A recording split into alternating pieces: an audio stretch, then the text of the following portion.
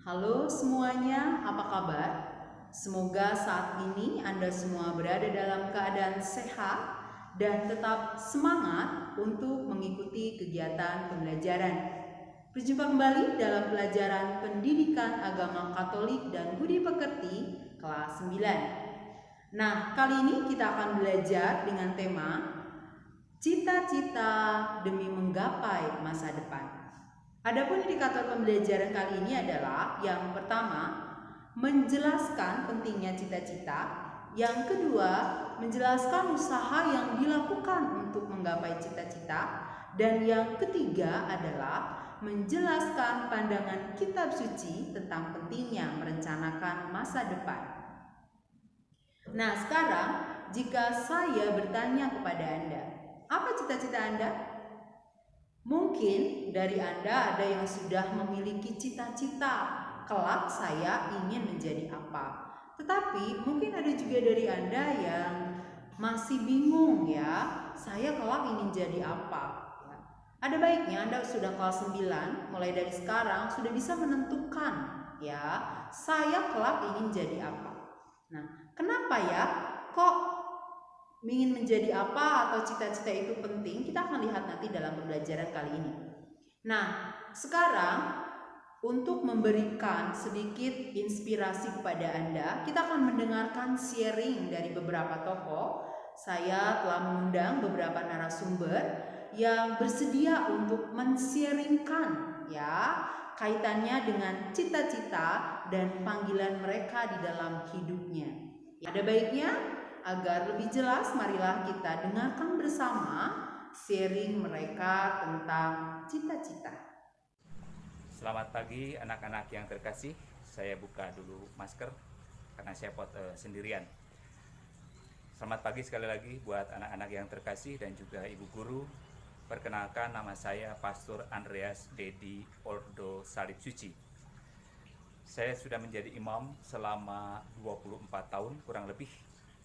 Dan sekarang saya bertugas di Paroki Kristus Raja di Cigugur, Kuningan. Bercerita tentang cita-cita, sebenarnya ketika kecil saya bercita-cita menjadi seorang tukang kayu atau sebagai seorang tukang. Kalau bahasa sekarang mungkin menjadi arsitek lah atau orang sipil. Namun dalam perkembangan ketika saya mulai masuk SMP dan bahkan mulai kelas 6 SD, saya mulai tertarik untuk menjadi imam, atau persisnya waktu itu tertarik dengan kehidupan para imam. Saya melihat dan mengagumi para pastor yang rela untuk tidak menikah agar bisa melayani sebanyak mungkin umat dan bisa dengan bebas melakukan pelayanan itu dimanapun dan kapanpun. Waktu itu pastor yang saya kenal itu pastor-pastor dari Belanda. Mereka meninggalkan negerinya yang jauh lalu tinggal di Indonesia yang waktu itu belum semodern sekarang, masih daerah, masih perkampungan, tetapi mereka merasakan kebahagiaan ketika mereka melayani, mengunjungi umat di berbagai tempat, bahkan di pelosok-pelosok desa. Dari situ rupanya panggilan atau cita-cita untuk menjadi imam mulai muncul. Kebetulan saya juga mulai banyak berjumpa dengan para imam dan juga calon imam yang berkunjung ke tempat saya. Dari sini saya melihat bahwa cita-cita itu boleh apa saja. Dan kita boleh mencita-citakan sesuatu yang luhur, yang hebat. Namun dalam perjalanan cita-cita juga bisa berubah sesuai dengan situasi, tantangan, atau kebutuhan yang ada. Seperti yang saya alami, yang semula bercita-cita dalam dunia perkayuan atau pertukangan, ternyata akhirnya saya memilih untuk menjadi seorang imam. Dan meskipun demikian, ternyata meskipun saya menjadi seorang imam, bukan berarti saya kehilangan untuk mewujudkan minat saya di bidang pembangunan, di bidang pertukangan. Cukup lama juga saya melakukan banyak tugas untuk proses pembangunan di berbagai tempat sampai saat ini. Sehingga menjadi imam tidak menghilangkan juga terwujudnya cita-cita saya dari awal. Tapi yang terpenting, apapun cita-cita kita, apapun cita-cita kalian nanti anak-anak, Yang terpenting adalah belajar dulu yang terbaik. Lakukan yang terbaik. Pelajari banyak hal sebanyak-banyaknya. Dan semuanya itu akan berguna buat kalian. Terima kasih. Halo adik-adik yang terkasih, salam kenal dari saya Diakon Yohanes Cuandi atau Diakon Johan. Saya calon Imam Projo Keuskupan Banjarmasin, Kalimantan Selatan. Terima kasih sudah boleh berbagi melalui video ini. Memang awalnya saya diminta oleh ibu guru kalian, Ibu Juju Juarsi, yang adalah teman angkatan saya sewaktu kuliah di Fakultas Keguruan, Ilmu, dan Pendidikan jurusan Teologi tahun 2002 sampai 2006 di Unika Atmajaya Jakarta.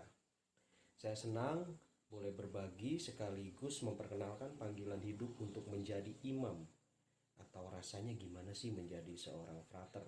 Kendati saya diminta berbicara tentang cita-cita. Apa itu cita-cita? Apakah adik-adik sudah memiliki cita-cita? Cita-cita adalah suatu keinginan yang selalu ada di pikiran dan berusaha untuk dicapainya, entah dengan berbagai cara. Atau bisa juga dikatakan cita-cita itu adalah tujuan yang sempurna demi kebahagiaan dirinya sendiri. Oh ya adik-adik, jangan takut untuk mengungkapkan cita-cita ketika ditanya orang lain, karena itu menjadi motivasi bagi kita ketika kita menjawabnya. Tetapi ya cita-cita yang diungkapkan sewaktu masih SD berbeda dengan ketika adik-adik usia SMP. Kan nggak mungkin anak SMP ditanya cita-citanya mau menjadi Superman atau menjadi Upin dan Ipin. Ada peribahasa, gantungkan cita-citamu setinggi langit. Tapi rasanya kalau bagi saya, jangan tinggi-tinggi nanti tidak bisa diraih. Gantungkan cita-citamu setinggi tiang jemuran saja. Oh ya adik-adik, mengapa cita-cita itu perlu ada? Yang pertama, cita-cita perlu ada biar memiliki masa depan yang cerah. Kan demi kebahagiaan. Tetapi perlu disadari bahwa cita-cita yang berhasil diraih itu untuk kepentingan bersama. Kan tidak mungkin adik-adik, ada seorang anak remaja berhasil meraih cita-cita menjadi dokter, terus dia memeriksa dirinya sendiri. Kan tidak mungkin. Jadi cita-cita yang diraih untuk kepentingan bersama, untuk orang lain. Dia menjadi pilot, tidak mungkin dia hanya menerbangkan pesawat sendiri saja. Lalu yang kedua, mengapa cita-cita itu perlu ada? Cita-cita perlu ada untuk menunjukkan kehidupan yang bergairah. Yang kedua, mengapa cita-cita itu perlu ada? Cita-cita perlu ada untuk menunjukkan kehidupan yang bergairah, bukan sebagai pemalas, apalagi menunjukkan masa depan yang suram, yang hanya menyusahkan keluarga dan terus meminta uang jajan kepada orang tua. Lalu yang ketiga, mengapa cita-cita itu perlu ada? Ini sangat penting.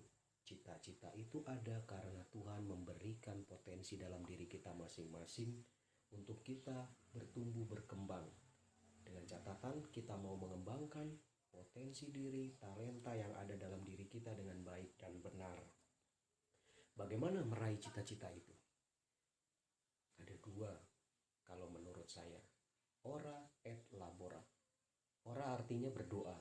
Kita butuh berdoa dengan tekun kepada Tuhan, memohon petunjuk dan memohon kekuatan dari Tuhan dalam proses untuk meraih cita-cita. Lulus SMP, masuk SMA, lulus SMA, kuliah S1, lalu lanjut seterusnya. Kalian sekolah di mana untuk meraih cita-cita kalian? Itu ora.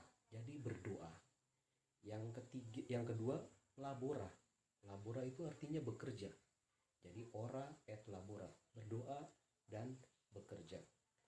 Kita perlu bekerja keras, hard work, penuh dengan semangat dan sukacita, berani bertanya kepada orang lain, dan berani untuk berkreasi, inovatif serta pantang menyerah dalam proses meraih cita-cita kita masing-masing.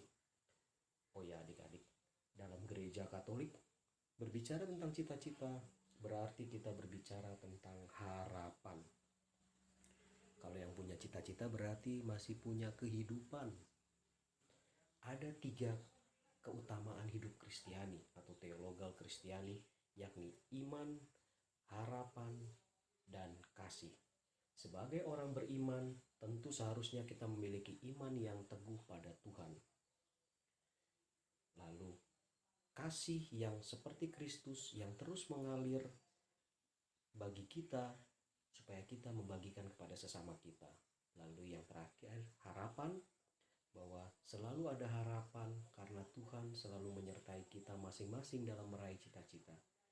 Kita punya harapan dan kita berharap kepada Tuhan di perjalanan hidup kita.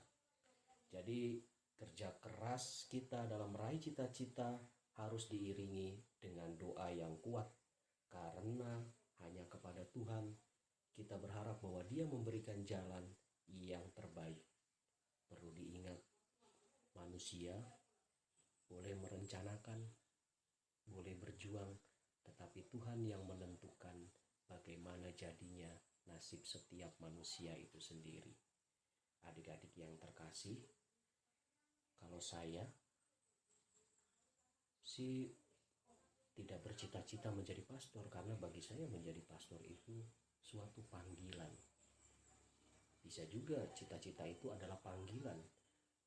Adik-adik terpanggil untuk menjadi dokter sehingga punya cita-cita untuk menjadi dokter. Jadi adik-adik jangan lupa untuk selalu berjuang, tetap semangat, punya vision, visi hidup, cita-citamu berkaitan dengan cita-cita. Lalu action itu tindakan. Jadi jangan cuma sekedar punya cita-cita tapi tidak mau berbuat sesuatu untuk meraih cita-cita. Vision, action, dan passion. Passion ya semangat, gairah, berjuang, antusias untuk meraih cita-cita yang kita ingin raih itu. Selamat berjuang, sampai bertemu kembali di video berikutnya. Nah, bagaimana? Semoga sharing tadi memberikan sedikit inspirasi bagi Anda semua. Sekarang marilah kita lihat bersama dari sharing tadi, apa ya sebenarnya cita-cita itu? Kemudian kenapa cita-cita itu penting? Dan bagaimana sih usaha untuk mewujudkan cita-cita itu? Marilah sekarang kita bahas bersama. Cita-cita itu adalah suatu keinginan atau harapan yang akan kita wujud nyatakan, atau keinginan dan harapan yang akan kita tuju, yang senantiasa kita perjuangkan untuk kita dapatkan. Oke, baik. Sekarang marilah kita lihat, apakah cita-cita itu penting? Tentu saja cita-cita itu penting. Cita-cita penting karena yang pertama itu cita-cita dapat kita jadikan sebagai arah hidup. Nah, jadi usaha yang kita lakukan saat ini, kenapa kita harus belajar ya? Apapun pembelajaran, apapun yang kita persiapkan itu diarahkan kepada cita-cita kita. Jadi ketika kita mempunyai cita-cita, arah hidup kita menjadi lebih jelas ya. Kemudian yang kedua, cita-cita itu mempengaruhi pola pikir dan sikap kita ya. Jadi misalnya jika Anda ingin menjadi seorang imam atau biarawati ya, tidak mungkin kan Anda tidak pernah berdoa ya. Kemudian jika mungkin Anda ingin menjadi seorang dokter, pembelajaran apa saja yang harus dipersiapkan dari saat ini. Nah, jadi kita mulai berpikir, oh ternyata untuk menjadi dokter saya harus bisa matematika, saya harus bisa IPA, biologi, atau mungkin bahasa Inggris. Ya. Jadi pola pikir kita jadi terarah kepada cita-cita kita itu, ya, termasuk sikap kita. Ya, nggak mungkin kan kalau misalnya kita mau menjadi seorang dokter, ya, tetapi malas-malasan, tidak pernah mau belajar. Ya, itu. Jadi mengapa cita-cita itu sangat penting. Nah, marilah sekarang kita melihat hal-hal yang harus diperhatikan untuk mencapai cita-cita itu apa saja ya. Yang pertama adalah memiliki minat ya. Anda harus memiliki minat Anda di mana? Apakah di bidang olahraga atau di bidang pertanian atau bidang kesehatan, ya itu tergantung Anda ya. Cita-cita Anda mau kemana ya. Paling tidak yang pertama adalah minat dulu. Yang kedua, memiliki bakat yang menunjang ya. Jika memang Anda ingin menjadi seorang atlet ya, atau seorang olahragawan ya, paling tidak dari sekarang itu Anda sudah bisa ya melihat bahwa bakat Anda di bidang itu gitu ya. Misalnya dari sekarang saya sudah pandai bermain futsal, nanti saya ingin menjadi pemain futsal ya. Itu tentu saja akan menunjang cita-cita Anda. Kemudian yang ketiga adalah memiliki biaya yang menunjang ya. Memang untuk biaya ini bisa juga kalau Anda rajin ya, Anda berprestasi, biaya ini bisa didapatkan dengan cara beasiswa. Jadi Anda tidak perlu khawatir ya. Selalu ada cara untuk mewujudkan cita-cita jika Anda mau berusaha. Kemudian yang keempat itu adalah rencana yang matang. Silakan mulai dari sekarang Anda buat rencana. Setelah SMP saya mau apa? Lalu apa yang harus saya lakukan? Mungkin Anda harus mengikuti les dan lain sebagainya. Silakan buat rencana yang matang. Kemudian yang kelima adalah realistis ya. Jadi janganlah terlalu tinggi Anda memiliki cita-cita ya, tapi sesuai dengan kemampuan ya. Jangan terlalu dipaksakan. Kemudian yang keenam adalah yang harus Anda perhatikan, selalu siap untuk berubah ya. Jadi cita-cita itu tidak selamanya sesuai dengan apa yang kita harapkan. Misalnya ada yang dari kecil memiliki cita-cita menjadi biarawati, tetapi ternyata dalam perjalanan itu berubah ya. Dan kita harus siap terhadap perubahan itu ya. Dan Anda tidak perlu khawatir bahwa cita-cita apapun yang Anda raih, cita-cita apapun yang Anda inginkan, yang penting kita menjadi orang yang beriman dan cita-cita itu berguna bagi sesama dan tidak melanggar kehendak Tuhan. Lalu yang terakhir adalah mau bekerja keras dan tidak mudah putus asa. Tentu saja ya, usaha itu sangat menentukan hasil. Jadi cita-cita itu tidak akan terwujud begitu saja tanpa adanya usaha dan kerja keras dari Anda semua. Nah, marilah sekarang kita melihat pandangan kitab suci tentang cita-cita itu apa ya. Yang pertama kita akan melihat surat Paulus kepada jemaat di Roma bab 9 ayat 21. Nah, dalam suratnya kepada jemaat di Roma ini, Paulus mengajak kita untuk menyadari bahwa semua orang itu berhak untuk memiliki cita-cita ya, sejauh perwujudan cita-cita itu tidak merugikan orang lain atau tidak bertentangan dengan kehendak Allah ya. Jadi kita semua berhak untuk memilih cita-cita kita, dan ini ditekankan oleh Paulus seperti dalam suratnya kepada jemaat di Roma. Marilah sekarang kita melihat pandangan kitab suci yang kedua, yaitu dari surat Paulus kepada jemaat di Filipi bab 3 ayat 14 ya. Kepada jemaat di Filipi, Paulus mengungkapkan bahwa cita-cita manusia yang terakhir adalah memperoleh keselamatan. Dan untuk memperoleh keselamatan itu, Paulus mengungkapkan bahwa kita harus mengabdi Tuhan dan sesama. Nah, di sini saya mengajak Anda semua bahwa jadi apapun Anda kelak, entah itu jadi polisi, jadi perawat di rumah sakit, jadi dokter, jadi guru, jadi insinyur, apapun itu, Anda harus menjadi seseorang yang beriman. Ya, saya sebagai guru, bagaimana saya menjadi seorang guru yang beriman Kristiani? Ya, Anda sebagai pelajar sekarang, bagaimana Anda menjadi seorang pelajar yang Kristiani sebelum Anda mencapai cita-cita Anda? Jadi, apapun cita-cita itu, jangan sampai menjauhkan diri kita dari Tuhan. Ya, jangan sampai saya menjadi guru tetapi saya korupsi, kemudian saya suka memfitnah dan lain sebagainya. Ya, jadi apapun itu, cita-cita kita harus diarahkan bagaimana kita dapat mengabdi Tuhan dan sesama melalui cita-cita kita. Nah, sekarang pandangan kitab suci yang ketiga adalah surat Paulus kepada jemaat di Kolose bab 3 ayat 17. Nah, kepada jemaat di Kolose ini Paulus mengatakan bahwa kita itu harus senantiasa mengusahakan cita-cita kita dalam nama Tuhan Yesus Kristus. Jadi segala usaha yang kita lakukan itu bisa berkenan di hadapan Tuhan Dan hal ini mengajak kita untuk selalu berendah hati, tidak sombong, bahwa kita itu harus mengandalkan Tuhan dalam mewujudkan cita-cita kita. Tidak hanya kita mengandalkan kemampuan diri sendiri, ya. Jadi seimbang.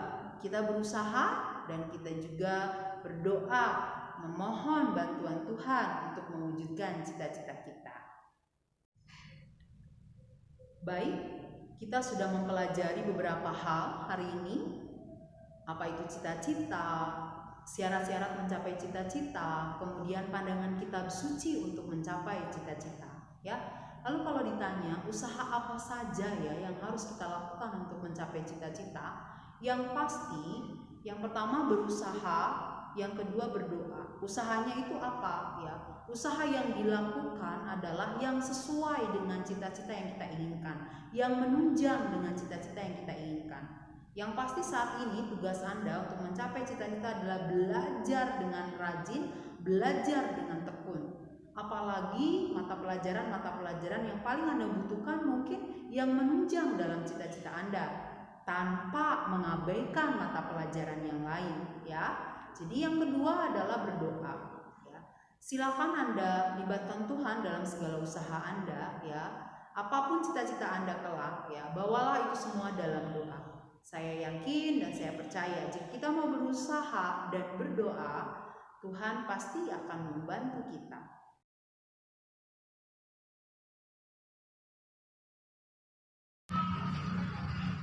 Perkenalkan, nama saya Veronica Teti. Saya seorang ibu dari 3 orang anak. Saya alumni SMP Sidoarjo Cibubur angkatan tahun 98. Kebetulan saat ini juga kedua anak kembar saya sedang menempuh pendidikan di SMP Sidoarjo Cibubur juga, kelas 9. Pekerjaan saya saat ini adalah seorang asisten apoteker di sebuah poliklinik di Bandung. Saya ingat ketika saya kecil, setiap kali saya ditanya cita-cita saya apa, saya selalu bilang kalau saya selalu bercita-cita menjadi seorang biarawati. Tapi entah mungkin sudah jalan Tuhan, akhirnya saya malah sekolah farmasi. Padahal ketika saya sekolah itu mata pelajaran yang paling tidak disukai itu adalah matematika, fisika, biologi, kimia. Sampai akhirnya ketika saya sekolah farmasi, malahan itu yang menjadi sarapan saya setiap hari, pelajaran itu. Dan saya pun perlahan-lahan menikmatinya sampai akhirnya saya lulus dan bekerja di sini sudah hampir 20 tahun lamanya. Nah, anak-anak sekalian, saya sebagai orang tua yang mempunyai harapan untuk kalian semua, anak-anakku semua yang sedang bersekolah di SMP Sidoarjo Cibubur, apapun yang kalian cita-citakan, apapun yang tujuan hidup kalian, tentu saja yang baik. Kami sebagai orang tua hanya bisa mendukung, hanya bisa mendoakan.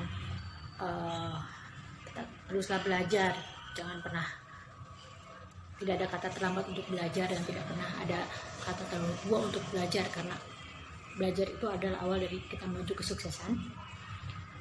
Jagalah pergaulan kalian, karena masa depan kalian itu tergantung dari dengan siapa kita bergaul saat ini. Pilihlah teman yang bisa memberikan hal yang positif untuk hidup kita. Itu yang saat ini mungkin harapan kami sebagai orang tua, karena melihat situasi seperti sekarang ini, anak-anak banyak yang salah bergaul, anak-anak banyak yang salah dalam memilih teman. Kami sebagai orang tua mengingatkan juga untuk kalian semua anak-anakku, jangan pernah lupakan Tuhan, selalu libatkan Tuhan di setiap tindakan kita, di setiap apapun yang kita lakukan. Jangan pernah lupakan Tuhan, karena tanpa Tuhan kita itu tidak bisa apa-apa, kita itu bukan siapa-siapa. Ingat anak-anakku semua, hanya itu pesan yang bisa saya sampaikan. Semoga kiranya apa yang saya sampaikan ini bisa menjadikan suatu pembelajaran untuk pengalaman hidup, untuk kita ke depannya menjadi orang yang sukses, karena sukses itu adalah hak dari semua orang. Tinggal bagaimana kita mampu tidak dan untuk mencapai hak itu. Baik, sekian penjelasan tentang cita-cita demi menggapai masa depan. Semoga penjelasan singkat ini dapat Anda pahami dan bermanfaat bagi Anda ya. Tetap aman, tetap sehat, tetap teguh dalam iman. Sampai jumpa dalam pelajaran yang akan datang. Tuhan Yesus memberkati.